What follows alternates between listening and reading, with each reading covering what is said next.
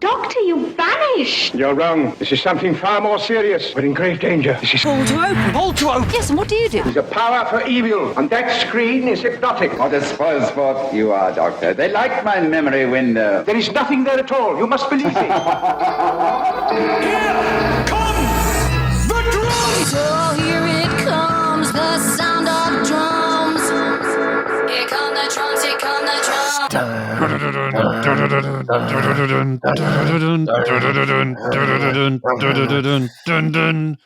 Hello, and welcome to Pull to Open, an ongoing quest to watch all of Doctor Who, the entire television program, in random order. I'm Pete Paschal. And I'm Chris Taylor, and we're also in an ongoing quest to try and sync up our sound of drums at the beginning of the podcast. I went deliberately out of sync on this one, so let's see if when we put the recording together, that actually puts it together and gives us some serious sounds of drums. Anyway, yes. Start putting in the show notes if we're doing dun dun dun dun or dun dun yes. dun.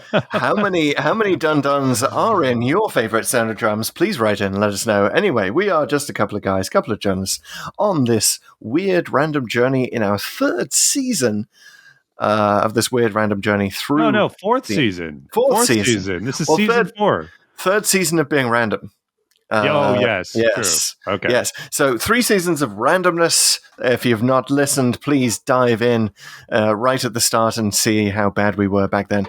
But yeah, we're loving this journey and alternately hating this journey. And Pete, why don't you give us the rundown on where we've been in this journey? Alternately hating this journey. Wow. I think we're always learning something, though. So hating with an Hay. Yes, Professor Hater, our most favorite and least favorite rating.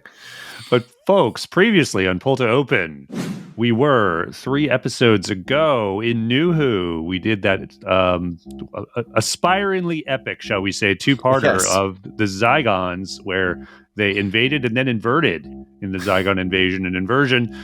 Then we were rocketed back in time to the original Russell T Davies era, to what was rightfully an epic season ender for Series 3. We did all 3, Utopia, The Sound of Drums, and The Last of the Time Lords, as one story. Trilogy. You betcha. And then we were rocked back in time again to the early days of Who. This was the Season 3 of the program, and it was The Gunfighters, a, shall we say, notorious, infamous episode of that era. And we got through it. We got through it unscathed. Not a bullet. We got grazed a little bit, but we were not mortally wounded. Well, I'm just realizing that I should have been swigging whiskey throughout that podcast, just as an extra visual Easter egg for the YouTube and Spotify fans. Given how those early ones went when we were doing it late at night and there was some swigging going on, I'm not sure if I can endorse that plan. But yes, that would have been apt, certainly. We did the Gunfighters without anesthetic. But that brought us to our current podcast, ladies and gentlemen. This is it. We actually rewound one episode, one story. One story. A randomizer decided to show us exactly how Steven and Dodo got those outfits, I guess, because what we're doing today is Season 3, Serial 6, The Celestial Toymaker. Woohoo! And wow, what a time to cover the Celestial Toymaker. When the Celestial Toymaker is all but set to return, it's almost certainly what Neil Patrick Harris is playing. We should say maybe RTD is messing with us. It's not been officially confirmed that that's the character. But I like what he's doing there, and that he's just ignoring it. Like, go ahead and speculate, guys. He has a lot to say about what he's doing, and yet he's not talking about that, which I think your first instincts are correct. It's probably it, but who knows? Well, given that he's in a toy maker, situation, given how much in this story and attendant media the toy maker has messed around with the Doctor's very being, I think it is a kind of an open secret for a reason that the Celestial Toymaker is responsible for the regeneration from 13 to 14, or responsible for the outcome of it, responsible for the Doctor's clothes regenerating, all that good stuff. Anyway, we will get to that before we dive in to our summary, we like to get into a little something we like to call the feedback loop, where we have a conversation with you, our audience. Yes, and that conversation can be taken over by you folks if you decide to perhaps leave a review in one of the places you can leave a review, which is usually the Apple Podcasts app. It's probably the best place to leave a review. I don't think they even limit your word count there, so be as verbose as you want, or go ahead and be as not verbose as you want. Do some brevity there, and just go ahead and leave perhaps an emoji title of an episode, which is something we really like to do. But either way, we're going to love to read out your review on the podcast. Be as emoji really as you want to be. Show. If we read out your review in emoji form, then we will try and interpret which Doctor Who story that is. Several people have stumped us in the past. You could do it too. So don't just think of this as doing a nice thing for the show and leaving us a review. Think of it as a sadistic thing where you can torture us with emoji. Well, you get to play the Toymaker. You do. We play your game. And exactly. If we lose your game, we look really bad to all of our followers on Twitter. So that's good. So if we lose the game, then for the whole next pull to open, we have to appear just as ghostly hands moving pieces on the Trilogic board. Yes, well, so please do leave us a review. You've been leaving us comments on YouTube, which is resuming activity. Yeah. So YouTube is going great. We're at youtube.com/pull-to-open. If you already subscribe to the podcast on your podcast app somewhere, it would actually really help the show if you also subscribe on YouTube. Plus, you get to see us, which is super fun. And all of our videos, all of our summaries, all of our plot summaries, if you like those simple, 1 minute, 2 minute summaries, go check them out on YouTube. Yeah, and we also the videos that we cut to TikTok, we're also sharing them there as YouTube Shorts. So if you're, say, a government employee and you can't have TikTok on your phone, that's right. You can see all of that goodness on YouTube. Now, after a brief hiatus of uploading our older shows on Wednesdays, so we get the new shows every Saturday, older shows on Wednesdays until we're fully caught up, which should be in a couple of months. You get double your pull to open, double your fun. And we had a little brief hiatus over the holiday. We're going to resume doing those on Wednesdays, so look forward to that. And please subscribe, comment. We get some really great comments. And we really want to hit 1,000 subscribers in 2023. So please feel free to share the podcast there, the videos there. We're almost at 500, but I'm pretty sure we can hit 1,000, and I'm sure we can hit it soon. So guys, go ahead. Don't just share the podcast, share the YouTube. Everything helps the show. Fantastic. Yes, but we're burying the lead here, which is that TikTok is going off. It's going crazy, and we've hit the milestone that we were looking to do, which is how many followers, Pete? It is 10,000 followers. Yes, we've hit it, jackpot. Bar. It's all come up, and it's all thanks to you guys, for you folks who follow us there, see us there, commenting there. We're super thrilled to have finally hit the 10K mark. This is amazing, guys. You know what? It was the gunfighters that put us over the top. I'm going to say the silent majority of TikTokers who actually love the gunfighters is what did it for us. So thanks. It was because we didn't quite do it in time for New Year's, but like a couple of days after, it was like 2 or 3 days after. It's like January 3rd, I believe. I sent you the text, and it was just a screen cap of our TikTok page. But it was like, yes. So that was a great New Year's present. And as a reward for helping us hit 10,000 followers, guys, of course, you get more of us, but you get raw us. You're going to get us live. We're doing it live, guys. So now we've actually just finished one of these, our first one. But when we tape the show, we would love to talk to you guys live with a short TikTok live that we're going to do before every episode taping of Pull to Open. So watch for that on the app. So follow us on TikTok. Again, it is simply Pull to Open on TikTok. Yeah. And we'll see if we can get a schedule up so that you guys know when they're coming. Today's was a surprise, and hopefully in the future they won't be, but we're going to be there. We say that in the feedback loop we want to have a conversation, and that's genuine. We really want to have a back and forth about all of the random concepts, everything we spout on the show. And we'd love to, if you like your conversations with Pull to Open to proceed at the pace of slightly more frequent than once a week as we respond to your comments, or responding to some of the comments on TikTok. But if you really want to talk, just get on those TikTok lives. We've already had a little bit of a conversation this morning with some of our followers, and we'd love to do it again. And I believe we have an example of someone making a suggestion on our Gunfighters videos on TikTok. We of course have comments on our videos there, and we do a little bit of asynchronous conversation We do. here on the show. The lives will be perfectly synchronous, first time synchronous, but now we are asynchronous. And this one is on one of our Gunfighters videos. So remember, you had that comment about how the Doctor is teetotal in the story, which is unusual because we've seen him drink in other incarnations, and even this incarnation. And in this one, yes, he fell off the wagon with the meddling monk. So a commenter by the name, the handle of Samurai Zergling. Wow. That's a very Douglas Adams name. I love it. It's not bad. He or she says, well, maybe Time Lords consider their first incarnations too young to drink. But who doesn't sneak one when they are too young? And then a grinning emoji. And I'm like, that makes total sense, honestly. And on some level, that the first Doctor is the youngest Doctor. I mean, he is the youngest Doctor. Timeless child.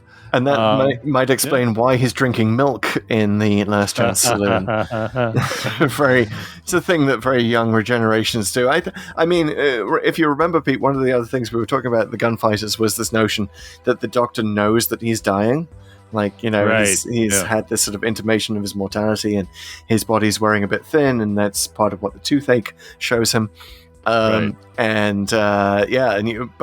here he is drinking milk after that, like nothing's wrong, and it does seem like sort of an escape to childhood. But I love this idea that you be too young to drink in your first regeneration, and that the bars on Gallifrey are like, you have to show your ID, but your ID has to show that you had a different face once. Oh, that'd be so funny if the Gallifrey driver's license just has multiple photos. Yes, but also, like, you have to prove that you've had a regeneration. So it's the one place where you get punished if your driver's license photo does look like you. Oh, nice. Yeah. I'm just seeing, like, bouncers with the Time Lord collars, like, with the flashlight. Exactly. Checking out someone's ID. Sorry. Regeneration first? No, we're not. And when the Doctor came along with his fake ID, they were like, how many regenerations have you had, Doctor? And then, like, some skill testing question that you must be over a certain age. Like, what is at the center of the universe? Is it a singularity, or is it some ship with a giant dog on it? Yeah, exactly. Yeah. How was the universe created? What caused the Big Bang? Was it also perhaps a ship leaking fuel? Anyway, yes, I love. You love the headcanon that spins off of one TikTok comment. This is what you do to us, people. So please do it some more. And Samurai Zergling was the privileged person to do that. Thank you very much for the comment. And of course, you can also comment to us on Twitter and Instagram, where we're at Pull to Open 63 and sharing a little more on both. So please follow us there as well. Indeed. So Okay, Chris. We have some unfinished business. Before we get to other business, we have unfinished business. So as listeners know, last time we had a bit of a clip show where we went through our old ratings. So our rating system, of course, here at Pull to Open has 4 ratings. You could either be an Ogron, which is a lousy episode. You have a Professor Hater, which is perhaps a lousy episode, but maybe you learn something. You have a Dalek, which is a good episode, and you have the Viscount Banger, which is our highest rating for the bangers. So the thing is, when we were going through that, here's the confusion. The trilogy that essentially closes out series 11 is 3 episodes. We lumped those all into one podcast, but when we were doing the codex, we decided to split out The Haunting of Villa Diodati as a separate story. and Ascension of the Cybermen and the Timeless Children are together. So when we talked about it last week, we gave the trilogy a Professor Hater, but what we should consider now is, does The Haunting deserve its own score? And if it does, what is that score? I think it does.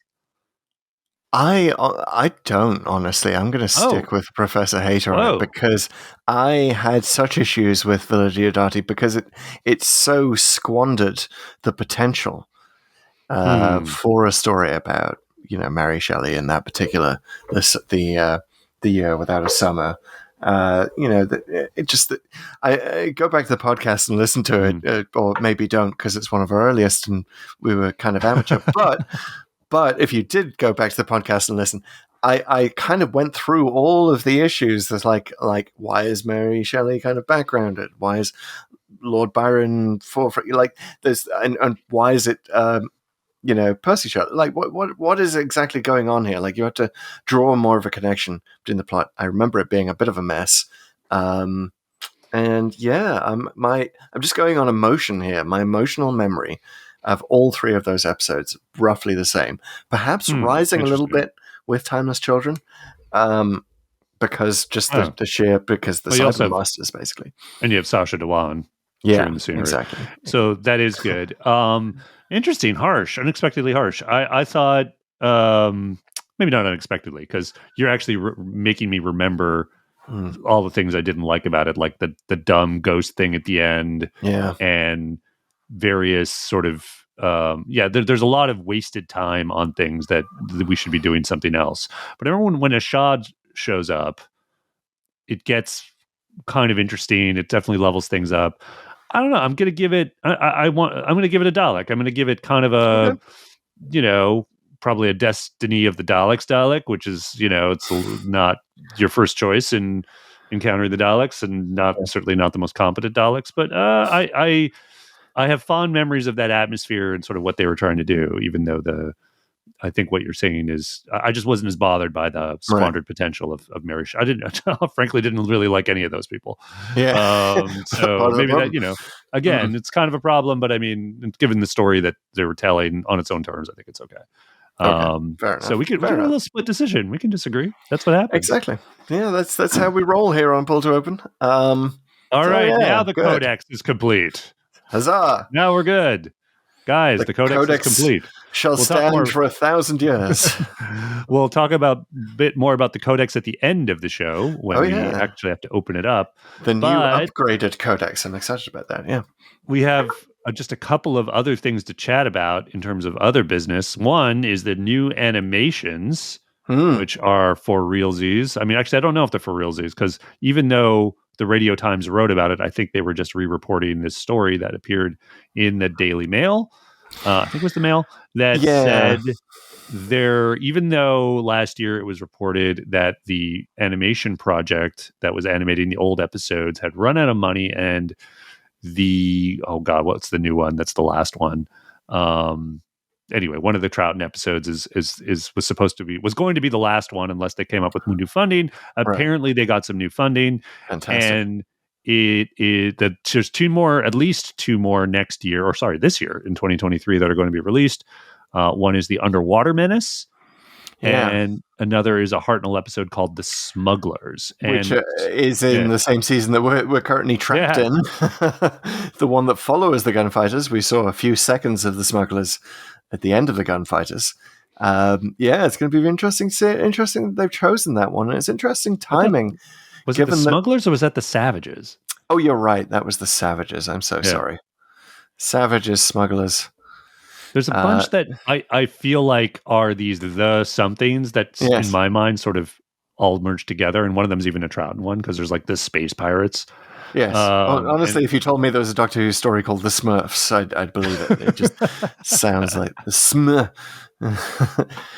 So anyway, I hope that's something we can look forward to again. I don't think it was confirmed, but it is a story that, I mean, it sounds okay. I'm just sort of surprised though. It's not Disney that's actually funding this. And that's interesting. Well, I also remember when this announcement came out, because we were on the Celestial Toymaker, I was like, well, why don't they Why don't they Yes. animate the Celestial Toymaker? Why don't they do those missing episodes? And maybe one reason is that the 4th episode is available, but also there are other reasons. I think we'll get to them. We will. Okay. All right. Well, just it's not as great as I'd hoped it would be. Put it that way. Spoilers. Okay. And there's one other tidbit I wanted to just mention, just because we are also in this era. Russell T Davies apparently has said that, this is a quote, "We're about to transmit the words Mavic Chen on television for the first time since 1966. I had to look up Mavic Chen. If you are anything like me, dear listener, you probably did too, because you've probably not seen the Daleks' master plan, as I have not. And he was, I believe, the guardian of the solar system. That's correct. Yes. And not to spoil anything, but he ends up being not so great a person. Shocked to find treachery going on here. Anyway, I don't want to get too much on a Mavic Chen tangent, but it's interesting that where RTD's going, assuming, I think we can assume the Celestial Toymaker stuff's true, and that Mavic Chen is a thing that is going to happen. I mean, he's doing these interesting sort of retro things, and I don't want to read too much into this. I don't think he's going to do like a whole Daleks master plan revise, but it's interesting that it's world building here with the world. It's Hartnell era as well. Right. Now that's interesting. If RTD is sort of trying to marry the new aesthetic of Ncuti Gatwa with like the oldest era of the show, that's a very interesting approach, and one that has me very intrigued. I love it when Doctor Who goes back to old stuff. To be honest, because there is so much out there, and writers are great at coming up with new monsters. Doctor Who has new monsters out the wazoo, but at a certain point, you as a Who fan have probably, like me, turned to myself or who I was on the couch next to me and gone, "Hang on, just how many species of evil monster are there in the universe? Surely you'd encounter each one more than once or a few times if they happen to be Daleks or Cybermen. Like there are just a few monsters that seem to proliferate everywhere. So yeah, bring us back. Remind us that this is a serial, ultimately, at the end of the day, that goes back to 1963, does tell a continuous story, even though it may not seem like it. And also like through line. The idea of perhaps recapturing a bit of the ethos of that era, where there was, there was certainly a lot of mystery around the Doctor, and we'll get into it in the episode we're about to talk about. I think there's some of the best things about it are the sort of hints of his background, but trying to recapture a little bit of that, trying to give, I think each Doctor to some extent has sort of their own galaxy and their own cosmos that they sort of bounce around yes, they do. With hints to the other eras, and trying to sort of do a little bit of not quite sequeling, but sort of being in the same universe as Hartnell. I think that's a smart thing to do. I wonder if it does sort of suggest that like RTD seems to want to use the Celestial Toymaker. This is my guess at the moment. What exactly is going on here? He's using the Celestial Toymaker to do a Crisis on Infinite Earths kind of thing with the whole Doctor Who canon. And I think that actually what you're talking about, this notion that each Doctor sort of has their own galaxy, as it were, or, planets that they keep returning to. Certainly, it's amazing that, the Doctor kept re-encountering all his season 6 allies and brought them all in for a good man goes to war, right? For example, yeah, exactly. Right? Amazing coincidence. They just happen to go back to all these people.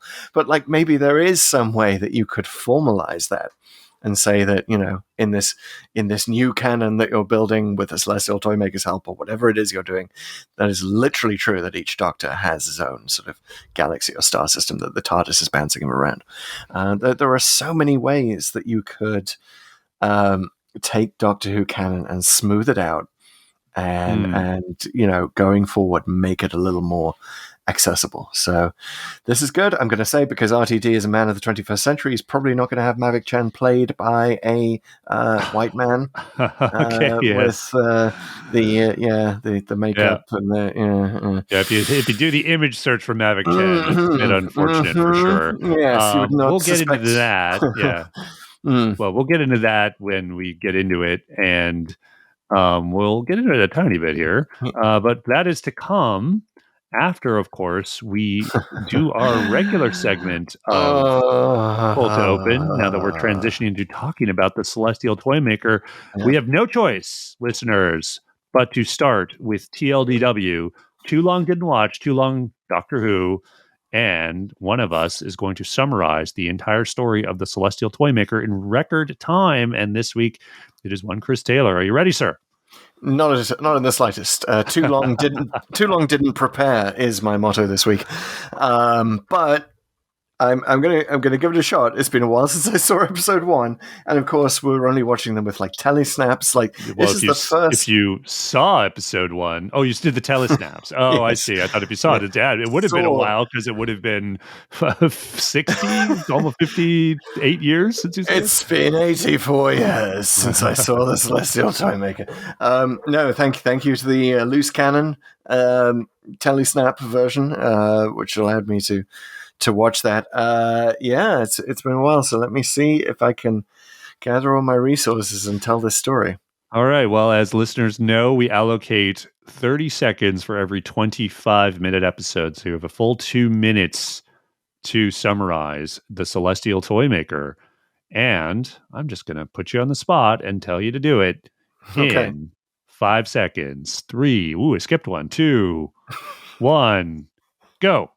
Okay, so we're in the TARDIS with the Doctor, Dodo, and Stephen. But what's happened? The Doctor has disappeared. He's insubstantial. And is it the Refusians? No, it's something else. It's something more malevolent. And they step out of the TARDIS, and they're in the Celestial Toymaker's world, toy room, whatever you call it.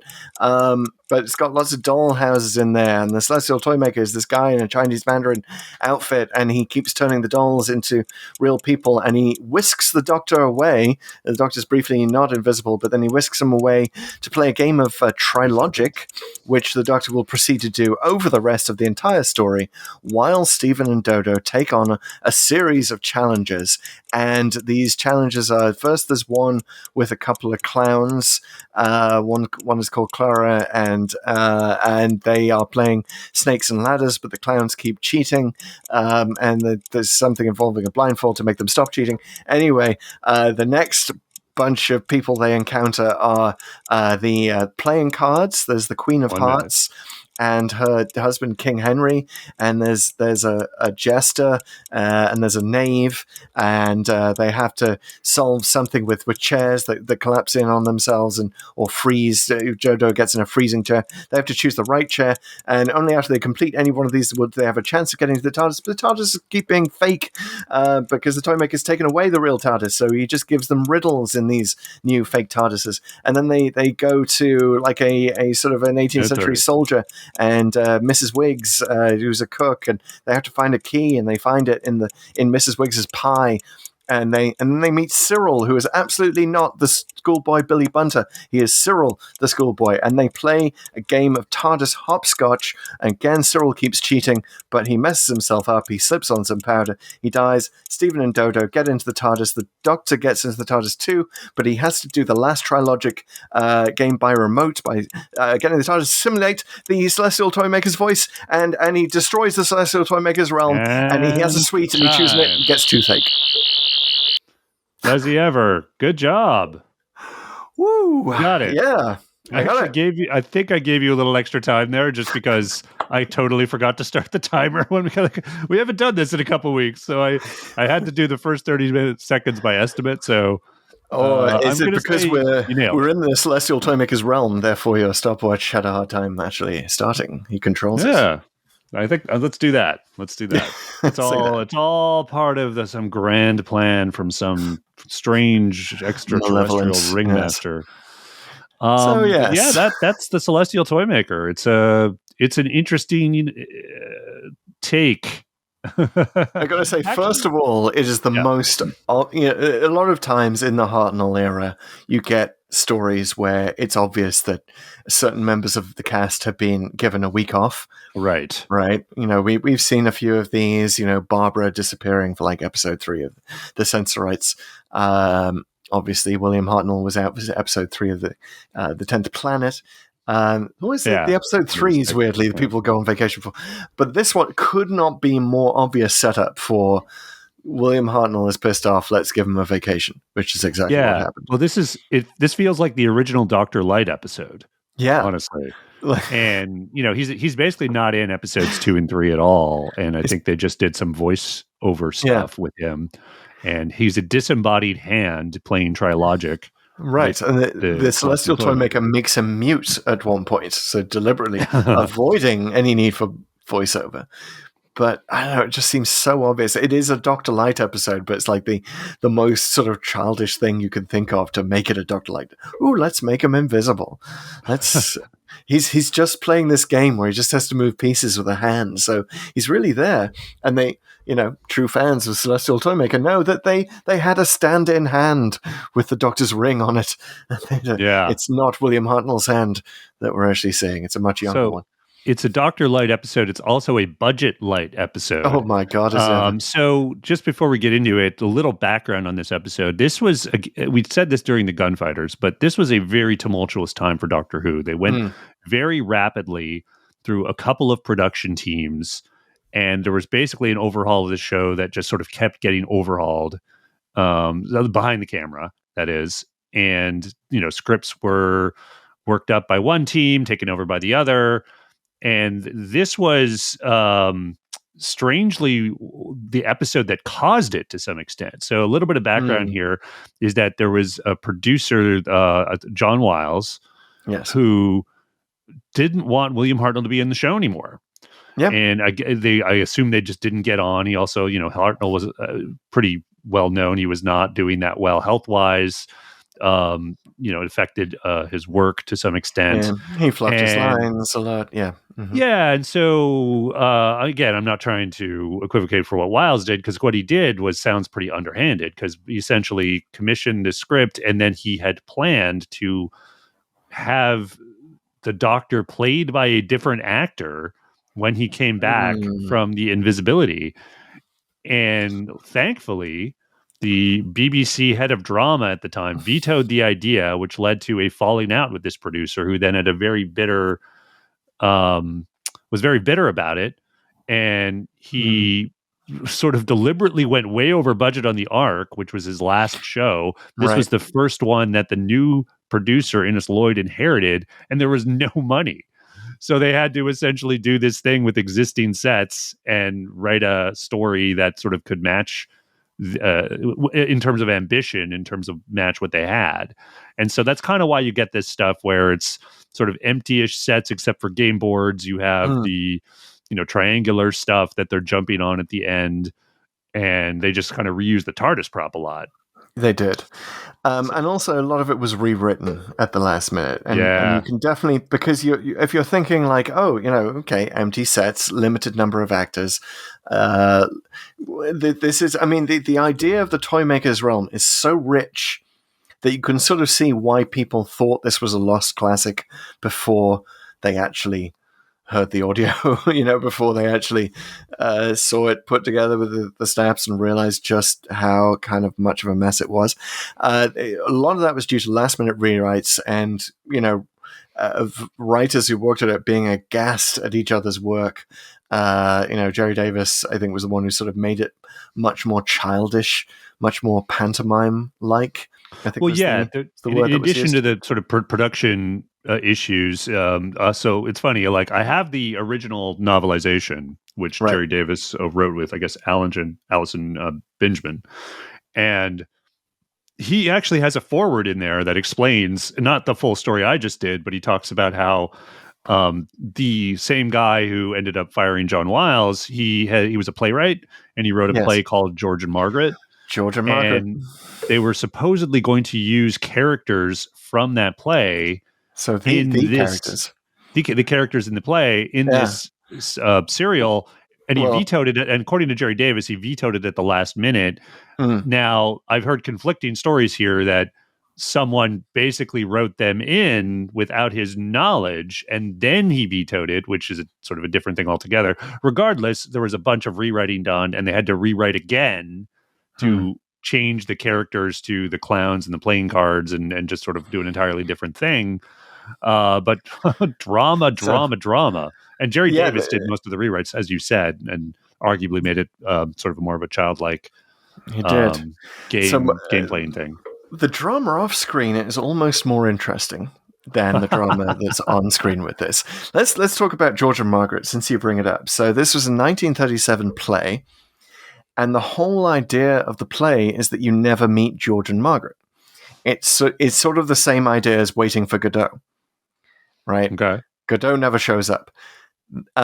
Jerry Davis, or whoever inserted George and Margaret into the script, thought it would be screamingly hilarious to actually have George and Margaret. In the play, like, you get right to George and Margaret, the proprietors of this country house, and everyone is talking throughout them about the play. You learn more and more and more about what, I guess, bad people they are. And then right at the very end, the door opens, and off the side of the stage, everyone's like, George and Margaret, they're here. Play ends. You never see them. Wow. Okay. Yeah. Interesting. So we should note that the person credited with writing this is Brian Hales, who went on to create the Ice Warriors and wrote virtually every episode they appeared in the classic series. Yeah. And the person we're talking about, the BBC's head of drama, was Gerald Savary. And he was also the playwright for George and Margaret. He was. First of all, let me tell everyone listening, we're going to start talking about the episode itself at some point.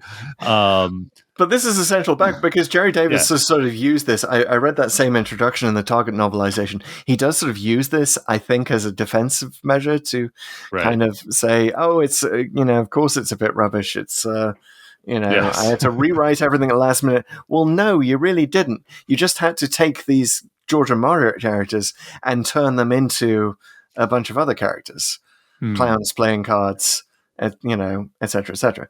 Not that much rewriting involved, but also, like, what were you thinking? Like, he actually takes credit for this idea. Who in their right mind would write a Doctor Who script and, like, include Godot and think that that was going to be a clever idea, a good reference that all the audience would get? Well, especially for a kid's show. So here's where I land on this, and this is why I kind of wanted to set this up. For all that drama, the Celestial Toymaker has absolutely no right being as good as it is, because I think it's actually it pulls off what it's trying to do. Between Hartnell not being there, between all the insanity behind the scenes to get some kind of story with a threadbare budget, there's enough here that holds your attention and gets your mind working in some ways. And part of it is a little bit of bringing headcanon from the future to it. But the canvas that's here, as kind of blank as it is, I'm excited to fill in. And it's mostly like the Toymaker and the Doctor I'm getting at, and their whatever history they have and have subsequently had.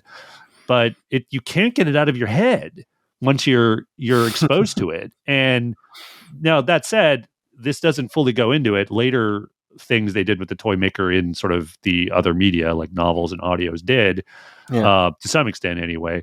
But even where you have Steven and Dodo playing the games mostly, that's pretty good. And even though you basically have the Doctor and the Toymaker's still there, they get a chance to shine and play off each other and show how they're contrasted. And for me, that really worked. I don't know about you, but overall, like I say, there's definitely, like, you could tell even just by listening to it how spare this is. But I was never really that bored. I mean, I was like, okay, what's the next thing, and how are they going to get out of this? And there are, for the time, some pretty nice twists with regard to especially the chair room, where they have to throw dolls on chairs and stuff. So, I mean, it's not bad. I think I can already tell where this episode of Pull to Open is going. We're going to be hugely agreeing to disagree on this, because I hated it. I hated it. And but I do first of all want to say, I know what you're getting at because it does create so much potential for headcanon. We learn that the Doctor and the Toymaker have met before. And I think it's partly because of the sort of excitement of that, of presuming that would mean a lot more information would come out about their previous meetings.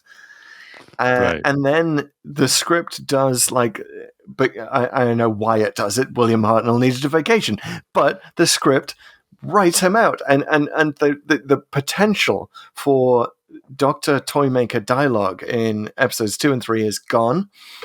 There's so much more that you could have done with that. It just feels dramatically wrong to do it. Whenever you do it, you're just sort of drawing attention to the fact that you're taking your lead actor out and you're not allowing dialogue. It seems the opposite of drama to me. Yeah, I see what so you're static. saying. No, you're not wrong. I mean, the stuff with the disembodied hand, and even the lack of, when he mutes him, you're really frustrated by it. But you do get a catharsis in episode 4 when he is freed, and you get more of the back and forth, particularly when they're trapped and they're not sure how to defeat the Toymaker. Like, they're really stumped. Right. And that you're kind of really feeling that, and the Doctor sort of lays on a little more wisdom from his perspective because he knows enough about the Toymaker that, he's immortal. Even if we could destroy his realm by winning the game, he will continue somehow, and we'll be dead. It is interesting. Like, episode 4 is really, it's the best of the bunch. I don't know if that's just because it's the only one that survives. But yeah, you do have that TARDIS scene at the end, and I did like that, where it is really heavily set up that the Toymaker will come back. Which is interesting. It's taken us nearly 60 years to get there. Yeah, it is kind of nuts. I mean, we might want to talk about that a bit. Like, why do you think they never came back here? I mean, they certainly did in audios, and they were going to for season 23 when they wrote the Nightmare Fair, right? And that was going to be a broadcast episode for Colin Baker's second season. Obviously, there was all the drama of that time, and the show was put on hiatus. And ultimately, it became first a novelization, and then a Big Finish audio drama. And which I also listened to in preparation for this, and I would honestly say the Nightmare Fair is a little more disappointing than this one, because really? you're awaiting that payoff, that you don't get here, and it sort of pays it off in a, shall we say, underwhelming way. Well, I will say one thing about Nightmare Fair. I haven't listened to it yet, but for all you folks who are watching and listening on Spotify, it's available on Spotify. Just search for Doctor Who Nightmare Fair, or even just Nightmare Fair. It's right there. Go listen to it after you've listened to us, obviously. But yeah, I queued that one up. I did what I could, Pete, to try and invest myself with excitement about the Toymaker from this. I went back and read the very first 8th Doctor comic adventure. Oh, Endgame. Endgame, yes, which features the Toymaker, and which it got me a little bit excited because it features the Toymaker, spoiler alert, making a version of the Doctor to do battle with the Doctor. And I like that. And, the scriptwriter was Alan Grant. It was very clever. It had Beatles references in it. It was kind of designed to appeal to all my interests. But yeah, again, it's sort of like, there's so much wasted potential with the Toymaker, or wasted up until this point. That I just sort of, each appearance just sort of has whetted my appetite for whatever it is that RTD is going to do. Now, that said, there are a couple of things that I feel like we have to talk about the Toymaker in the Celestial Toymaker, in the original story. First of all, let's talk about that game, the Trilogic game. Yeah, this is a big part of my problem with those scenes and why they feel so inert and dead to me. So the game is, you've probably played it yourself. You might know it as Towers of Hanoi.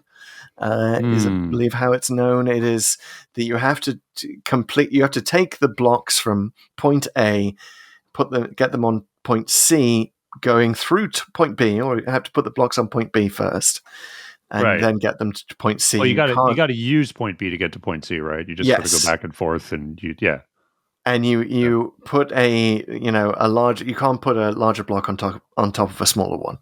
Yeah. right? And the challenge that the Celestial Toymaker is giving the Doctor, which basically seems to be a challenge to see if he has a weak mind now because he's so old and doddery. Like, thanks. I guess that's your diplomacy for getting William Hartnell back. Interesting choice. Are you saying this is a relatively easy game for people to complete? Yeah, it is. I've never played it. It is, and this is a lot of the commentary on this episode. Is like children can complete this game. Right. It is not hard. It is really not hard. Now the Toymaker is making him do it in 1,032 moves. Yeah, for some reason, but he's also not letting the Doctor play the game. He's set this whole thing up, and then he's like, "Oh, now we're going to fast forward to move 644." Right. Which, first of all, that points out that this is a game that a computer could, like, it could be an algorithmic. You could write an algorithm for how this game is to be completed. It's that simple. And he's just fast forwarding through the algorithm. Right? And it's just sort of like, okay, you're helping the Doctor, but you want to have a real challenge here. You're trying to challenge the Doctor, but you're helping him by fast forwarding. And I guess the reason that he does that script wise is that we know that he can do that with his voice, which sets up the ending, right? But yeah, and yes, it takes away any of the the drama out of it. Like, it's so just dull to my eyes. I mean, here's honestly a case where the ambiguity kind of makes it better in some ways, because I'll be honest with you, I kind of didn't know what he was doing. Like, I didn't fully understand the trilogic game. I didn't understand that the Toymaker, what he was saying when he was saying go to move whatever. Like, is he? I was like, wait a minute, is he playing against him somehow? Like, it was a little weird. It just wasn't obvious, and because of that, at the end there, where he sort of outsmarts him with the voice thing, and I don't know, it somehow it worked for me. I felt there was a bit of a. Yes, I could have picked it apart, but I could only pick it apart after sort of reading the novel, listening to the audio, and sort of figuring out exactly what was going on. Would you recommend, by the way, reading the novel over watching the telesnap version? Yes, I would definitely recommend reading the novel. It's a really quick read. I was on a plane this week, and I read it on, within a couple of hours. Like, it took me like just a couple of hours on the plane to get through it. So I just, powered through it. It definitely, it doesn't add a lot. I think it goes, you're not distracted by various things. Like, it's basically just kind of a smoother ride through, and I didn't like how the narration would interrupt in the audio to describe things. I think that really kind of threw me off. I prefer big finishes, which of course build that into the dialogue. Right. I think I would have preferred a version which was almost entirely the pure audio, because I think viewers can or listeners can fill in the blanks. So even if it is like a little ambiguous, just kind of like go with it. All right. So the problem with the trilogic game, there are a couple of problems that leads into. First of all, I'll just say for me, it was emblematic of all of the games, which, to use a phrase from to employ a phrase from the Good Place, I'm going to say Jerry Davis. Yeah, basic. Like snakes and ladders. Come on, snakes and ladders and hopscotch. That's what you've got? That's what the Celestial Toymaker is into? Yes, but find the key?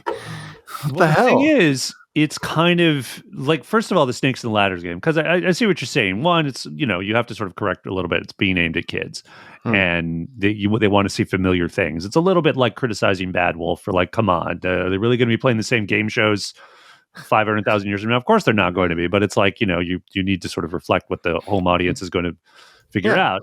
But you love it, and there's a twist on it, right? There's a twist on it. And here I don't know if there's some twist, because there's cheating, right?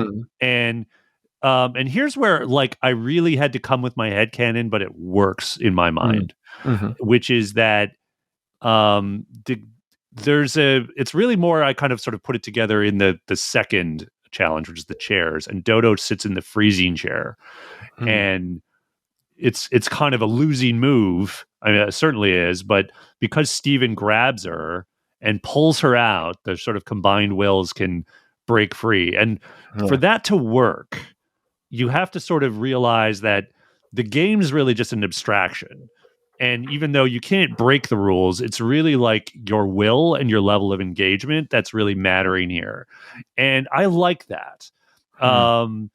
Because really the toy maker, if you try to pick at it apart, it doesn't really work. He's kind of too powerful, right? He can like change the Doctor to be invisible. He can essentially capture the TARDIS.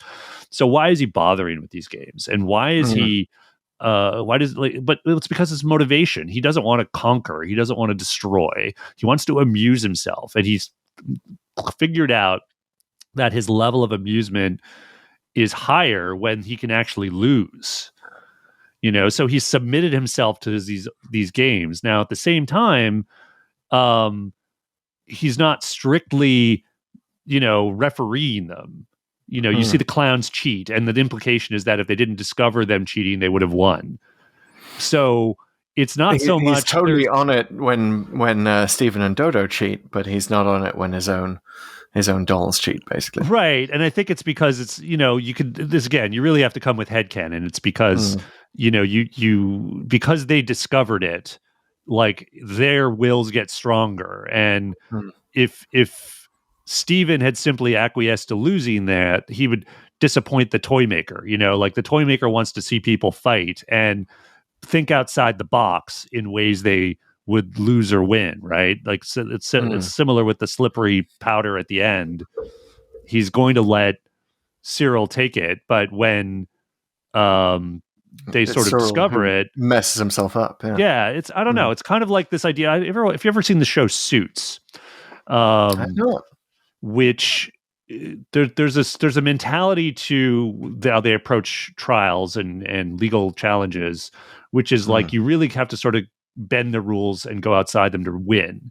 And I think the toy maker on some level sort of understands this and factors that into the worlds he creates. He wants to see people amuse him, and if they simply follow the rules and are really good at playing, whatever it is, chess, Monopoly, snakes and ladders, there's only so much amusement there. He wants to be surprised too.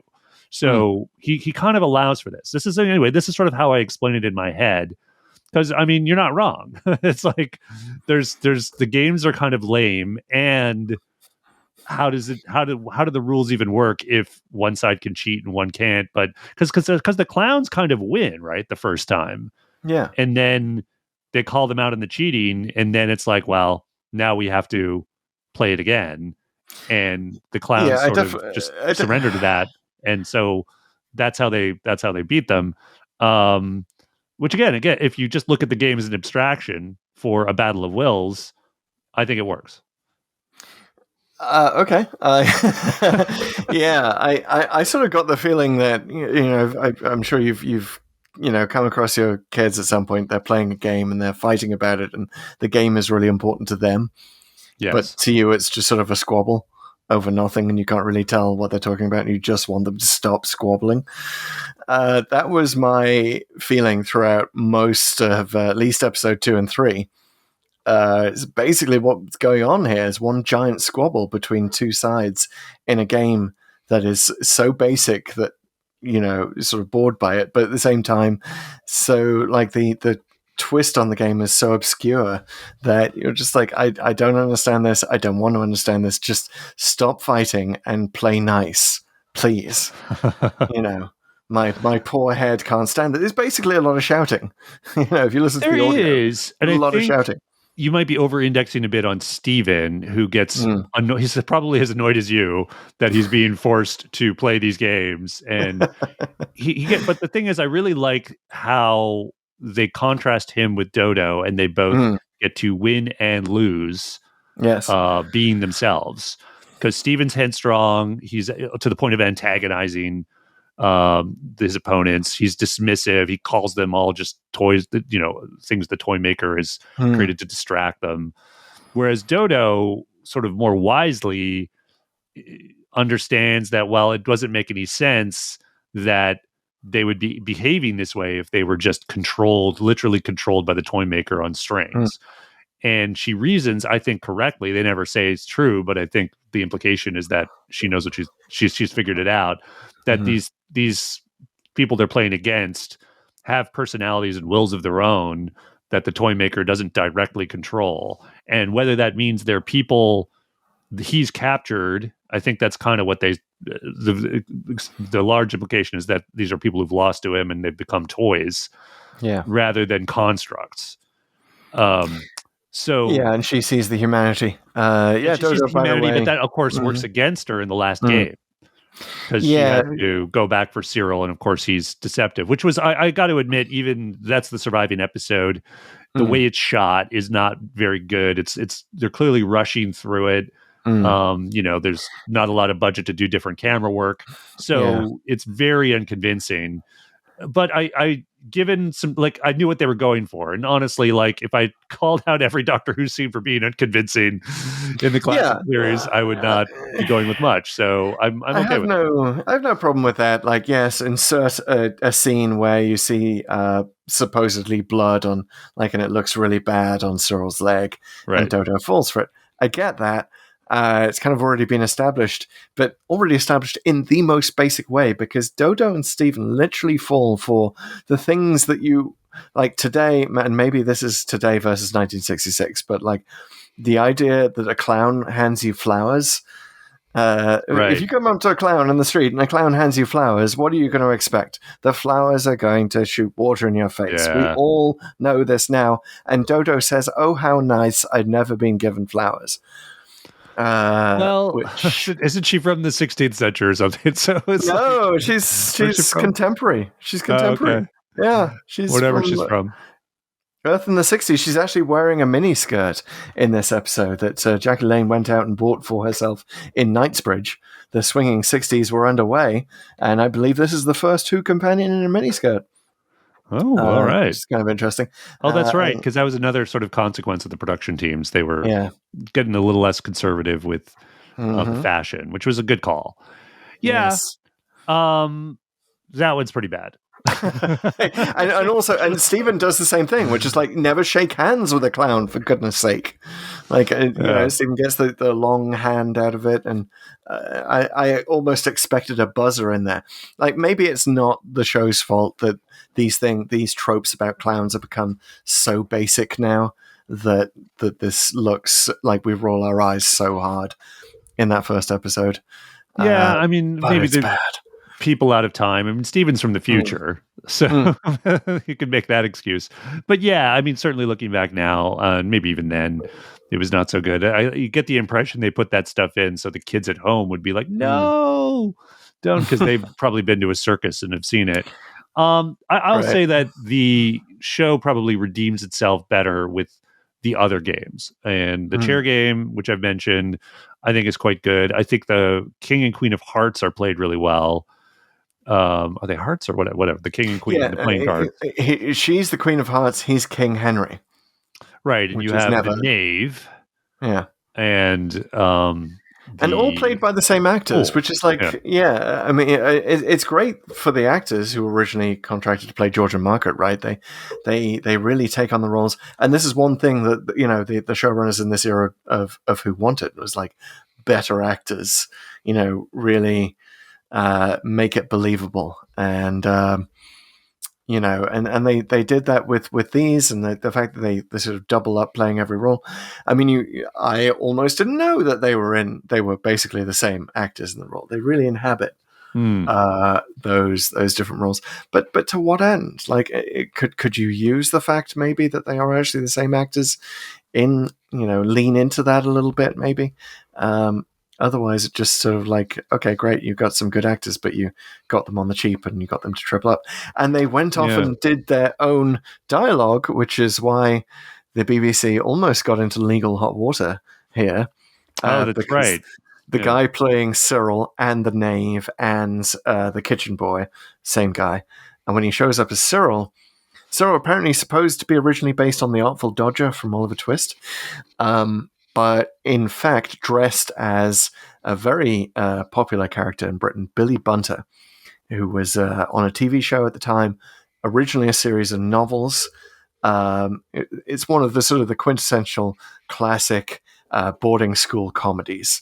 Right. You know, the joke about Billy Bunter is that he's fat and a bit stupid and a bit sort of, cowardly and kind of egomaniacal at the same time. So that's the kind of character that he is. So it's nice to kind of have a take on Billy, but you actually have the actor who's playing Cyril saying, "My friends call me Billy," which wasn't in the script. Yeah, he apparently ad-libbed. So Peter Stevens was the actor, and he ad-libbed that. And so it was the first ever disclaimer, essentially, that the BBC had to put on. Yeah, before the next episode. Yeah, Cyril may look like Billy Bunter. He's not Billy Bunter. Yeah, and now Doctor Who. I think he's the only. I could be wrong about this, but I think he's the only character that is acknowledged by the Toymaker as being the same person. Like, in other words, like the same plaything. Yes, because they say, like, we saw you before in the other room. And they could have done more there, but again, headcanon it a bit. Like, I felt like, and I think there's enough dialogue. It's not just headcanon that this is like the Toymaker's best player. This is Queen, on the chessboard. I'm going to pull him out because he's diabolical and devious, and I know he's going to win no matter what. So that was cool. I mean, it's definitely sort of raises the stakes for that last game, and as he's making them go first and telling them the rules, but not telling them certain other rules, you're getting increasingly frustrated and angry. I don't know. It worked for me. I was very into it. And when he falls off, you're both sort of happy, and you don't know how you feel about it because he's just kind of incinerated, and you're honestly not sure if he's dead or is he just another plaything again. Yeah, but you feel a little weird about winning, which I think is okay. Yeah, it's interesting that this does involve the death of dolls, and again, I think that could have been explored more. But yeah, Peter Stevens does really good work in this as Cyril. I think that it is sort of a modern notion to take a character that you love in childhood and give him a sort of a queasy adult twist, and this is a very early example of that. So, even though he got the BBC in hot water and nearly got them sued by the writer of Billy Bunter, I think that what he brings to that role is possibly the most interesting thing for me in the whole of the Celestial Toymaker. So, should we talk a bit about the Toymaker himself, Michael Goff? We should. Goff, right? Goff, yes. Who you may recognize from the Tim Burton Batman movies. He was Alfred.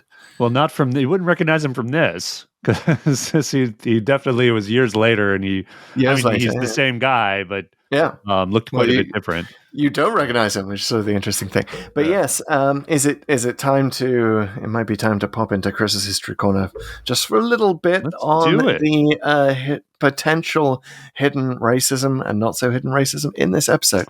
So a little bit, but go ahead. Yeah, he's got the Mandarin outfit, essentially. The Mandarin outfit, but the other thing that I did not know until I started researching this, the word celestial itself is not just a reference to the stars in the sky.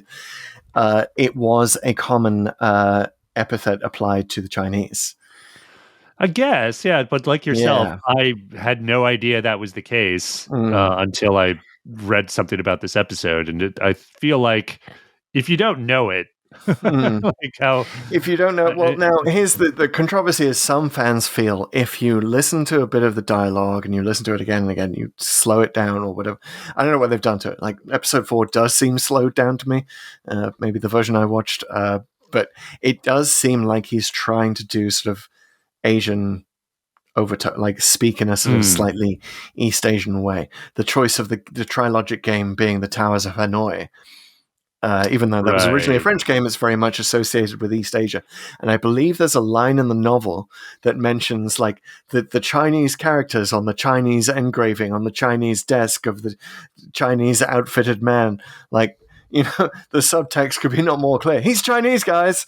It seems that was maybe what Jerry Davis was going for. Yeah, I mean, it's certainly insensitive by today's standards. I wouldn't go so far as to say they were deliberately. I don't know what was in the minds of anyone, but it is, you can't like say it's like whether it's racist or appropriation, simply because someone's sort of playing a game or playing Go or whatever. Does this go further than that? I think it does a little bit. I think it's probably a little insensitive. I don't think you'd get a Mandarin outfit on a white guy in the same way today. Yeah.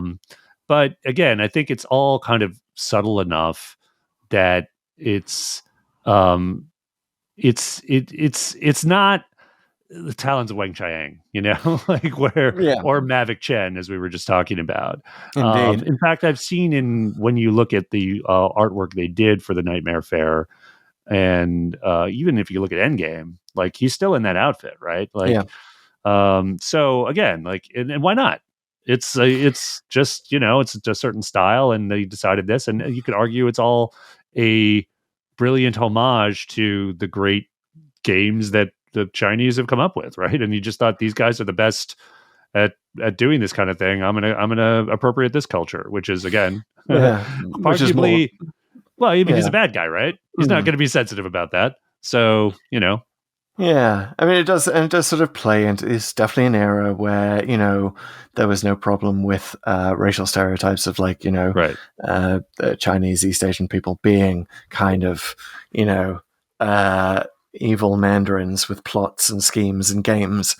Yeah. It's a little bit like around you. Remember, like Iron Man, and they had the Mandarin. There was there's a lot of that going around in the 60s. That's an interesting thing because, of course, they undo that afterwards with Ben Kingsley doing those little shorts where you reveal that he was just supposed to be like he just took this on as an acting role. He's actually a jobbing actor, which is a fantastic way to sort of undo that. And I think we may be approaching something with RTD as well, where he also feels like he has to undo that. Like the one thing we know about Neil Patrick Harris's character, he is not in the Chinese Mandarin outfit. Nope. So maybe this is an attempt to divorce the Celestial Toymaker from those more unsavory sides of his origins. Well, but he's definitely I will regenerated, and so he's just like the Doctor, he gets a new outfit. For sure, he's regenerated into the form of Neil Patrick Harris, which the Doctor has never done. So, it's ahead of him on that one. But also, there is another clearer case of racism in the episode. Unfortunately, it's nothing to do with the Toymaker itself. They do the eeny, meeny, miny, mo rhyme, and they do the bad version. Yeah. They do the bad version with the N-word. And this is 1966. People, this is the middle of civil rights. This is not like you can't say with that one that it's legit. Luckily, in the audio, the Peter Purvis narration is like over it, so it's kind of down. Did you watch the Telesnap version though? Right. So was it full on? It's full on. Yeah, you can hear it, and it's ouch. Yeah. Again, I mean, it doesn't make it okay, but the fact that all of this is done by characters that are ostensibly the bad guys, at least it's not Steven saying it, like yes, that would be a lot worse. Yeah, so you could at least have that. Yeah, and we may have to table this discussion until we get to the arc, but I just remember the commentator who I was reading on the Celestial Toymaker saw this of a piece with racism in the arc, and that those two were like beyond the pale when put together. So, however many 100 pull to opens down the line when we actually get to the arc, we can discuss that in this context. But suffice to say, I'm glad that RTD is taking this character in new directions, and for a lot of reasons to leave this version behind. That said, I really like Goff's performance, right? Like he's really good as the Toymaker, I think. He definitely has this air about him that he's got the menace. Yeah, and he's sort of above everything. I like it when Steven actually tries to physically confront him in episode 4. He's just, doesn't even laugh at him even. It's just like, whatever, dude. And he's basically dismissive of everyone who's not on his level. Either intellectually or in terms of his power. But of course, in my mind, that makes him underestimate Steven and Dodo, who actually tend to work okay together. And like I say, they complement each other fairly well during the games. Another good example is in the kitchen. And this is really sort of where the stark contrast really works, where Steven's just super dismissive. He keeps saying, don't even engage with these constructs or whatever. And but because Dodo can sort of use her empathy and to some extent her femininity, she instigates that conflict between the cook and the soldier, and because of that, they end up solving that thing, that issue. Right. Probably not exactly what she had in mind, but like her engagement with the toy maker's playthings is really what saved them there. Yeah, if this was Modern Who, you'd definitely play up Dodo's empathy a lot more. You know, there were a lot of ways you could sharpen the script to sort of show that this is the conflict between Stephen and Dodo, and is kind of essential. Not really essential because, of course, we've seen the gunfighters, and we know that they don't really continue that same conflict in the next one. But there it is. It would have been a nice way to distinguish the characters. Yeah.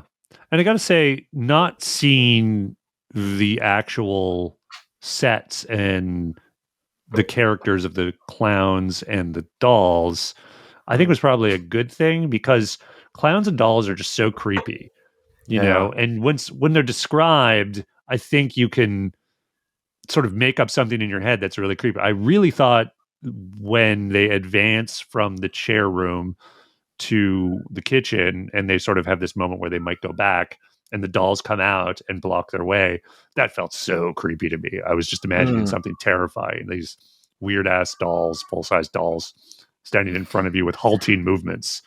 Yes, I did wonder about, because it is on the telesnap version, it's a bit sort of like, it kind of they just sort of, they're standing there static, right? And then caption comes along the bottom of the screen saying, you know, that the dolls widen out to prevent Stephen and Dodo from getting through. I'm like, really? This guy? Stephen? Like, he's 7 feet tall and he's being stopped by a bunch of ballerinas and they're spreading out to stop him even more. Okay. But yeah, if you headcanon, if you make that, I don't know, larger, creepier, something, just need a little again, twist. Sharpening the script, you would put something in to show that the dolls are strong, powerful, invulnerable, something like they would snap something in half that they throw at them. Like that would be something that would be pretty good. They're made of titanium. Yeah, something. Yeah, and I think they underutilize the dolls too, because they just sort of block their way. But I think it would even be better if they were put a clock on what they're doing in the next room. So like after a certain amount of time, the dolls come out and add sort of extra stakes, which is that, you know, if you don't do it, you're going to be killed in a few minutes. Like like Evil Otto and Berserk or something. Like, okay, stakes would have been great here. More stakes in every one of these situations. But the stakes overall are clear, right? They have to win, or they're going to be the Toymaker's playthings, and we see what happens to them with the chairs and the knave and whatever else. So there are stakes, like you do feel it, and the thing is, the thing that bothers you a little bit, and again, I headcanon it, is why isn't the Toymaker he's just going to win, right? He's that powerful, but you know, he can't be either as powerful as he seems, or again, my view, he simply submits himself to this whole the fact that he can lose, because otherwise, just life isn't worth living for him. It's the only thing that sort of is keeping him going. The more we're talking about, the more I'm realizing that the Toymaker is basically just an internet troll. Like that's his natural. He shouldn't really be playing games. He should be on Twitter. He should be on Twitter running polls and then, you know, telling people that they cheated when he loses those polls. The ultimate game. Shall I step down from the Celestial Toymaker position? I will abide by the results of this poll. A little Elon Musk reference there for folks who are not listening to this in 2023. For however long he's around. Anyway. So we've talked about it already, but there's a lot of sequels to this. So there's the Nightmare Fair. Yes. We talked about set in Blackpool. The set in Blackpool, yep. And there's Solitaire, which is another audio, I guess, with the Eighth Doctor. I've not listened to it. There's one called The Magic Mousetrap, which I think was more of a sort of special. So it's not, I don't know if it's a serious sort of Celestial Toymaker take. That was the Seventh Doctor. There were books, at least one called Divided Loyalties, which with the Fifth Doctor. Which I think explains maybe the first encounter with the Doctor. I'm not sure. Comics Endgame. and another one called Relative Dimensions with the 12th Doctor.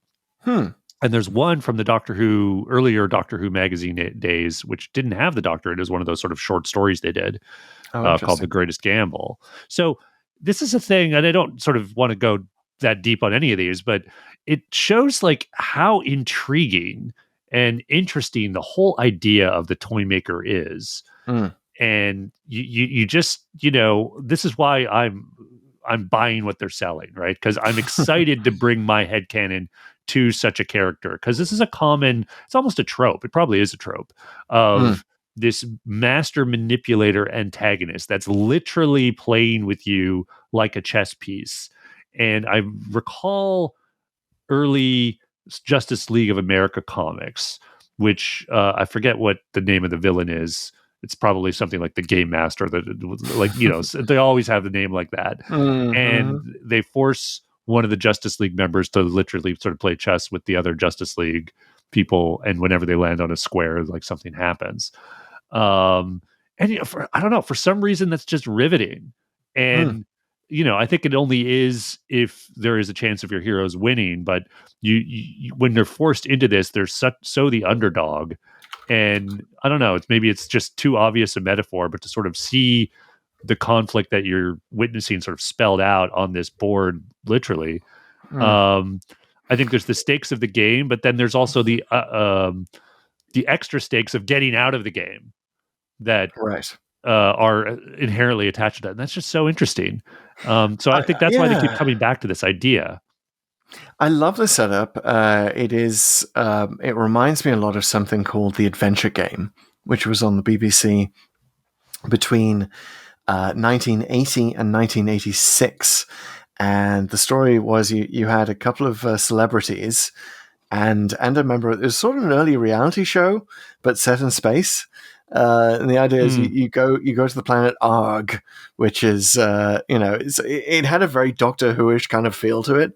You go to this planet where they love games, and you have to try and make it out alive. And invariably, the celebrities die by the end of it. It's fantastic. And they always end with this game where you're just sort of stepping on a chessboard, basically, and you don't know if you're about to step into a vortex square and die. And that, to me, had so much kind of childhood, good childhood scare built into it. Childhood horror of like, oh no, you just killed my, favorite BBC TV presenter on the vortex on the planet Ark. Oh no. But it was just, I loved it. And there was always like, there were characters in it who you had to, there was this one guy who they had this actor who was very well versed in talking backwards. Okay. And you had to, so the people playing the game would have to first of all figure out that's what he's doing, talking backwards, and then learn how to talk to him in his own language, right? So fantastic. And the joke was that he was Australian, and that was kind of the clue. Backward people. His accent was Australian, so you figured it out. But I just love that sort of stuff. And like they got newscasters involved as members of this alien race that could turn into humans. Loved it, and that to me is the gold standard of what we're talking about here. The sort of using the sort of the devilish games maker as a trope, and as a good trope, and as a way to sort of create a good sort of knotty plot, right? And I think, as you just described that, I think one of the things that's missing here is the fun. I just don't think it's quite fun enough. You kind of want more, I don't know, not quite jolliness, but you want not just your, stakes and Toymaker interest peaked. You want to have a good time while you're doing it. And again, there's some moments here and there, but it's just not enough in terms of like having a good twist or having even little victories on their way to the big victory. I mean, maybe it's just sort of early 60s Doctor Who, or I guess this is late 60s Doctor Who by this point, but and maybe the script writing just isn't quite there yet. But yeah, I have confidence that that's why Neil Patrick Harris has been cast as the Toymaker now, because Neil Patrick Harris is a fun actor. Like so much. I mean, you just have to look at literally any episode of How I Met Your Mother, and the person having the most fun on screen is clearly him. So there's going to be, in terms of battle of wills with him and David Tennant on screen at the same time, I'm definitely looking forward to the magic that's going to result. He loves playing a villain, especially a sympathetic villain. You know, we know that from Dr. Horrible. Which was fantastic, and definitely getting Dr. Horrible vibes from this. Right from where he, even when he announced himself appearing in the show with that Instagram, he had a wonderful caption that was, have a wonderful life, Doctor, or should I say death? Something along those lines. Like he loved getting his evil laugh on. Dr. Horrible style. I will say before we leave the adventure game, if you're looking up any of it on YouTube, see if you can find the episodes with Janet Fielding and Bonnie Langford. They were both characters, I believe, destroyed by the Vortex on the planet of Arg. So that would have been wonderful. But it does also remind me that they had a lot of Blue Peter presenters in this. Blue Peter, a long-running British TV show, which connects us to Peter Purvis, a children's show, sort of, a sort of basically a magazine format, like, they'd have anything on. It was famous and one. It's thanks to Blue Peter that some of these lost episodes survive. Because they were on loan occasionally to that show because they wanted to use clips from Doctor Who. They were, and it is thanks to Blue Peter that Peter Purvis ended his post-Doctor Who drought of not getting any roles. And part of what he credits that is the fact that he took the Trilogic game prop from the Celestial Toymaker Was he given it or did he take it? Probably just one of those things, isn't it? In Doctor Who history, you can never actually tell. Pertwee always talked about stealing stuff from the set. Well, and then remember the story. Remember the story about Roger Moore? Yes, gifting. I forget what it was, but it was something. It was something that he'd used in Live and Let Die, I believe, and it was sort of a very basic prop, and it ended up in a Pertwee era show. But it's kind of fascinating. But so he gave away the Trilogic game, and then immediately after that, he got the role on Blue Peter. He became one of the presenters on Blue Peter, and he was on there for so long that he lasted into when I was watching Blue Peter. So from mid 60s to late 70s, and I think he was still on it in the 80s. Like that was his defining role. If you ask, good for him. Who got the Trilogic game? Do they still have it? I mean, I thought he might have just discarded it, like he was thrown into the garbage or something. Yes. But I love the idea that someone took it, and it's like the witch's hat and What We Do in the Shadows. It's just this endless bad luck. Well, that's a question I may never have answered, but there are questions we are going to answer here and now about the Celestial Toymaker, and they are the 4 questions to Doomsday. First question among the questions is, why did the randomizer take us here? Well, I mean, it's obviously, I am a little scared of the randomizer, but also grateful to the randomizer that, great and mighty randomizer, you have taken us here. And even though it was disappointing, like I needed to see this. It would have been on my short list of shows that I would voluntarily have watched, before That's a short list? It's pretty short. Yeah, I mean, I have a few things on there where I'm like, "Oh, I see." Before the 60th, yes, I see. Before the 60th, but also like I have a running. Like I really want to see Day of the Daleks for some reason. I've never seen it. I've seen a lot of your references. randomizer request earlier. Well, I'm just throwing it in for an example. But the Celestial Toymaker would have been on that list, right? Up for obvious reasons. And here is at the very start of our season 4. At the very start of 2023, the randomizer obliging us and giving us a year to come up with the headcanon. It's extraordinary. Let's letting it sink in for sure. Let that sink in. Yes. Yeah, it's kind of like its own Doctor Who yearbook. It's starting up here with pulled open the randomizer. It's like boom. Celestial Toymaker. That's right. Even if you've got a subscription to Pull to Open, you have to pay an extra $8 for this episode. Because it is our yearbook version. So in my mind, The obvious reason is that we just did the gunfighters, and he's just doing it in reverse order. I mean, that's so randomizer to do it like that. The way that the stories bunch up, it's incredible. My read, though, is that we've recently gone to the Master Trilogy, as we talked about in the previously, and the Toymaker has similar motives, different character, different things that are pulling at him, but he wants to prove he's smarter than the Doctor, ultimately, and really everybody, but that's what he's about. This is one of the more intriguing things about it, which we didn't probably talk quite enough about, which is that the Doctor and the Toymaker have encountered each other before. They have, and evidently the Doctor had pretty sharp wits the previous time, because the Toymaker seems intent on proving that he doesn't have sharp wits now, which is interesting. And he clearly sees the Doctor as someone on his level, if not in terms of power, in terms of intellect. So beating the Doctor is something he really, really wants to do. And to turn the Doctor into one of his playthings would be pretty interesting. Again, I think it's less about sort of this personal history that he has with the Master and more about he sees the Doctor as representative of the ultimate opponent in the thing that he loves the most in his world, which is games. He just believes games. I guess he's older. Well, they expand on this a little bit in the Nightmare Fair on the Toymaker. And it'll be interesting to see if RTD acknowledges it at all. But the Nightmare Fair establishes that the Toymaker is from a parallel dimension where time runs slower. So that's why he is pretty much ageless and has been in this universe for so long that he just, games are the thing that amuse him. Yeah. Which makes sense. Yeah, because he's done everything else.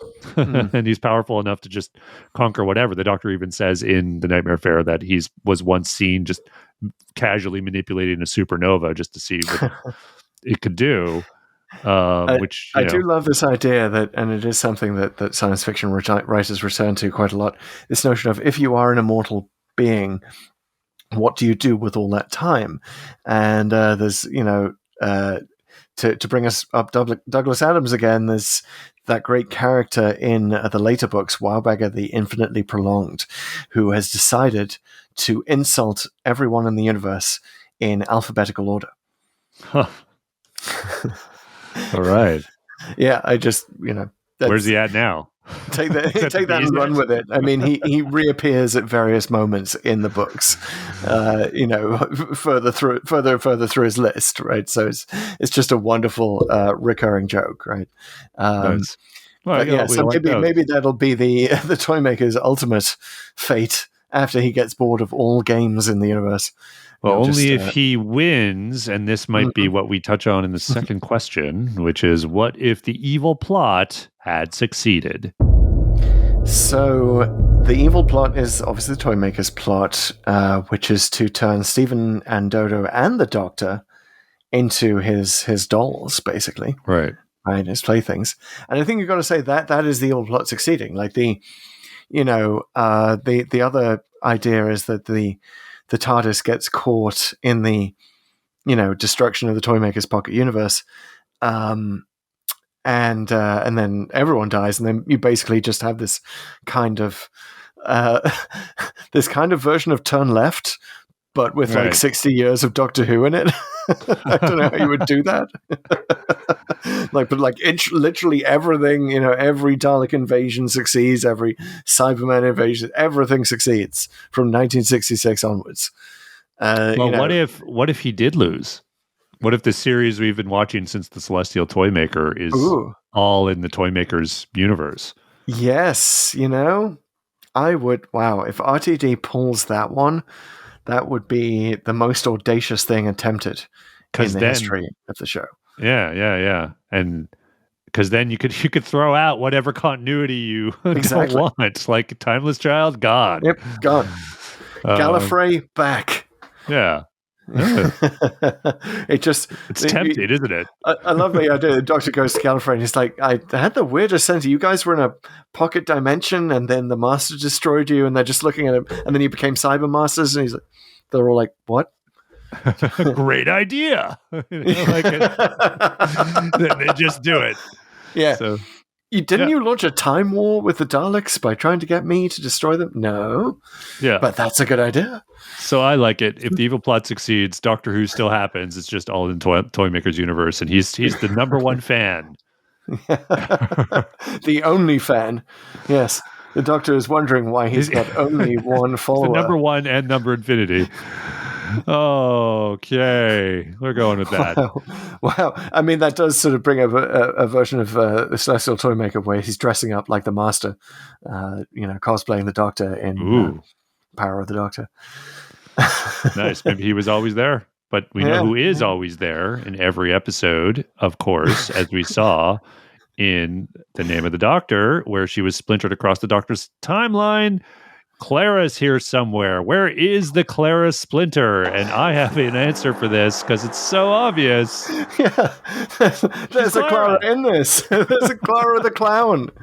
Clara. I mean, it just so as I was watching it, I was like, "Oh, the clown's name is Clara." Well, that's going to make the third question easy. Yeah. But it's hard because this is there are so few people in the Celestial Toymaker universe. Right. Perhaps he should, trap himself a therapist. Maybe he would discover that he needs friends. He needs actual friends, not dolls. Maybe this is an early meta commentary on geek fandom. Making friends with your dolls, playing constant games sounds a bit familiar. So if pretty good. So there's a limited number of people she could be. I guess she's Clara the clown, and she just sort of messes up the game. Yeah, I think the clown one is kind of one of the weaker ones. It's too bad they started with because it's snakes and ladders, and they kind of lose and they kind of win. That's sort of one of the weaknesses of that. Still, I think you can make the case that Clara the clown isn't that great playing against Steven and Dodo. Certainly, once they've discovered the deception. So you could make the case that she deliberately loses to them after that. Right. So I'm going with that. Yeah, okay, I'll go with that because no one else they could be unless she's someone else or she's a doll who died already or set stuff up. But yeah, that's good for me. Clara is Clara. So that brings us, of course, to the final question, the only question, the question that matters most to the Celestial Toymaker, which is what are we going to rate it? Of course, to recap, our rating system has 4 ratings: a Dalek, which is a good episode of Doctor Who; an Ogron, which is perhaps a not so great episode of Doctor Who; a Professor Hater, which is a not so good episode, but at least we learned something; or a Viscount Banger, which we reserve for the best of the best. Before we get into our ratings, I want to talk a little bit what my kids thought. So, yes, please. I did not show them the Telesnap episode, partly because of time, partly because, frankly, I just was not as good at Googling as you, Chris, at finding it.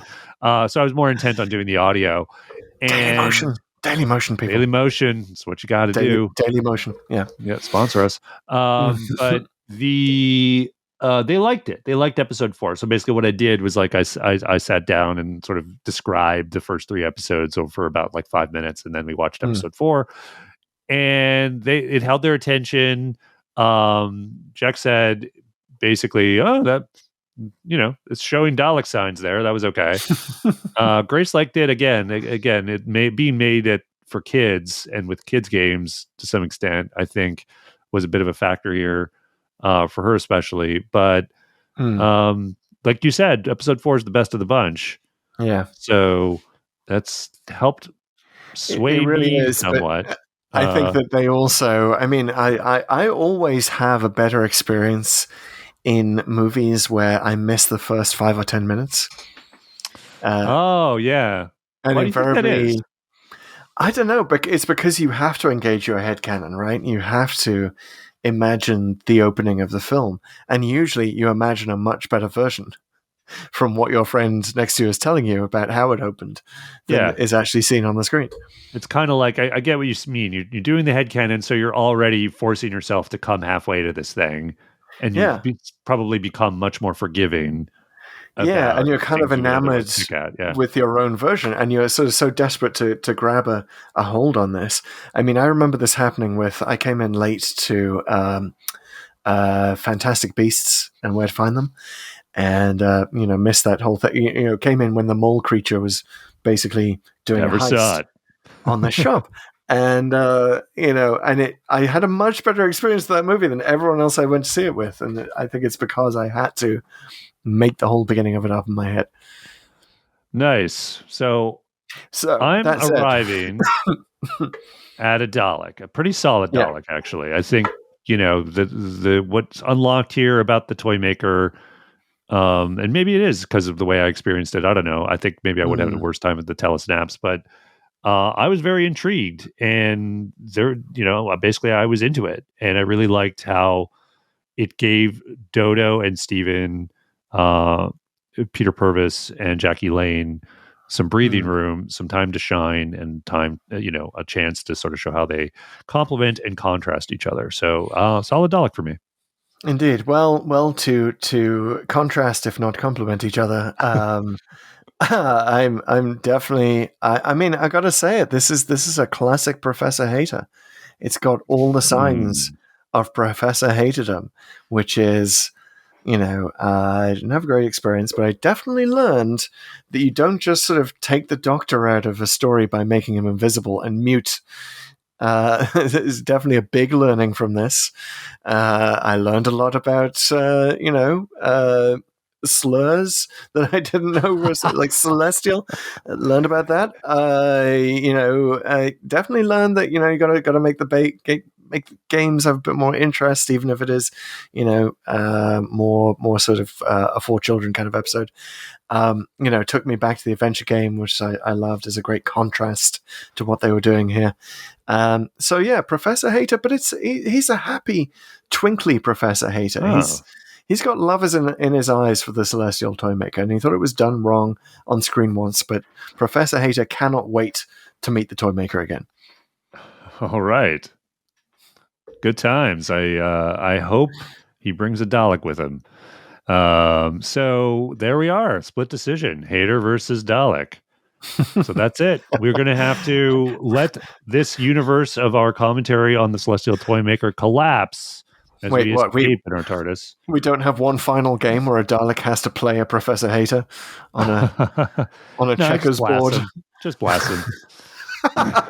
Hey, Professor Hater, we know there's some time flight. Professor Hater cannot be killed. Daleks do not play games. That's why there's no Daleks in his world. They're just such terrible sports. They blast really everyone the second you put them on the chessboard. Okay. Yeah, Daleks never getting invited back to the Toymaker's realm. Okay, right. Time to go. We're getting back in the TARDIS, activating the randomizer to see where we are going next. Our randomizer, of course, newly upgraded. Our newly upgraded randomizer. Yes, so the codex is upgraded, and Pete, can you tell the good people at home how you've upgraded it? Yeah, so the Pull to Open codex is the first part of the randomizer, and it is the information, the fuel for our random journey. It is a spreadsheet of every single televised episode of Doctor Who, all 302 of them. Now, previously, we would spin a number of between 1 and 302, and we would just go where it goes. The problem is we've done a lot of these podcasts so far, guys, and because of that, the numbers are sometimes doubled up. So whenever we get a number twice, for the second time, the episode is time locked. We're not going to do it again. So we bounce off and we spin again. Now we have a special number in addition to the story number. It is the randomizer number, which skips rows. It skips the rows we've already done. We actually now know how far through our journey we are. Yeah. So when we spin this, we're going to be only going between the number 1 and 234. Wow, what? That's right. We've done 70, like 68. 68. 68 episodes of 302. Not bad for 3 seasons. 68 stories. Wow. I felt sure we were still under 50, but man, we're we're approaching the 1/3 of the way through Pull to Open. Yeah, we're nothing if not prolific. So the goodness. randomizer, of course, consists of two parts, not just the codex. The codex is tied into a little something we like to call the executor. Yes, the executor, played by random.org, which uses atmospheric noise rather than algorithms, because algorithms, as good as they are for playing the Trilogic game, and as good as they are on spreadsheets for figuring out which numbers in a spreadsheet you've already visited, algorithms are not good at randomness. The Celestial Toymaker would laugh at the idea of using an algorithm to generate a random number. He would instead say, go to random.org and pick random atoms bouncing around and turn that into true randomness. How much randomness, you say? Well, as Pete said, the number between 1 and 234, which is very exciting. This is my first time plugging it in under the new rules. Okay. But before I hit this generate button, we both have challenges that we like to give the randomizer. Pete, what you got this week? Oh, man. Ice Warriors. More Brian Hales. Let's do it. Wow. Okay. Just to say any story that features the Ice Warriors. So I'll take Cold War, even though it's not Brian Hales. Right. Or, what was the other one? Empress of Mars? We didn't do that one, did we? No, we didn't. We almost did. We did Eaters of Light. Yes, we did Eaters of Light. Right, it was very close. It's very close. Now, will you also accept an episode that has like an Ice Warrior in the background somewhere? Because I think there are a few of those. I will. Yes. Okay, good. 100%. Good. Okay. I am going to actually repeat a request from the randomizer because I'm still concerned about the lack of Tom Baker representation in this show. Baker is my doctor, so I feel like I must be the Baker speaker, the speaker for the Baker, and point out that large gap in the stories that we've covered, or those large gaps between Baker stories. There's so many to do. Don't leave it all bunched up till the end. All right. Yeah. We're all concerned about representation of our doctors. I'm glad we don't have Paul McGann's agent calling us every week.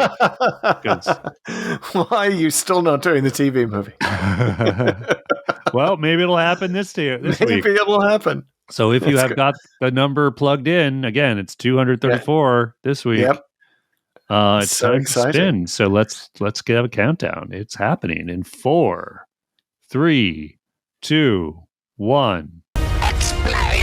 93. We're still in Old Who. The randomizer number corresponds to Black Orchid. Ooh.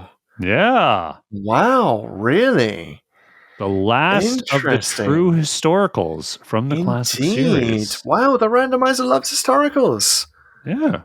It really does. It's, taking us practically from the gunfighters all the way to the Black Orchid. Loves Fantastic. Davison. It's a Davison. It's a shorter Davison. It's his first two-parter. It loves Adric and Tegan and Nissa. Yeah, we know that. Wow. Our second one with that complete crew. Yeah, and definitely loves Tegan and Nissa because we've done a bunch of those. And I remember this from when it screened. It's a two-parter. Yep. It is a simple two-part. It's basically a new Who episode.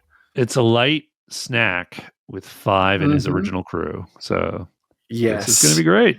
I really enjoyed this at the time, so I'm looking forward to watching it again. And there's cricket in it. And I am looking forward to discussing it with you on our next episode, which everyone should, of course, tune into because this is a podcast, but you don't tune them into. You download. You should download it because this is a podcast. And you will be well informed on when to do that by subscribing. So if you haven't done that, please hit the subscribe button in whatever app you are on, be it Spotify, Apple Podcasts, Stitcher, Breaker, Overcast, all the other, Undercast, Oncast, whatever cast you have. Between cast of thousands, the plaster cast, whatever you got that you're casting, you make sure you subscribe. Also, go ahead and follow us on YouTube and subscribe there too. We're at youtube.com/pulltoopen. On the socials, of course. Be one of our next 10,000 TikTok followers now that we've hit 10,000 at Pull to Open on TikTok. Pull to Open 63 on Twitter, and Pull to Open 63 as well on Instagram. We will see you on Earth in 1925. Looking forward to it. Take care, folks.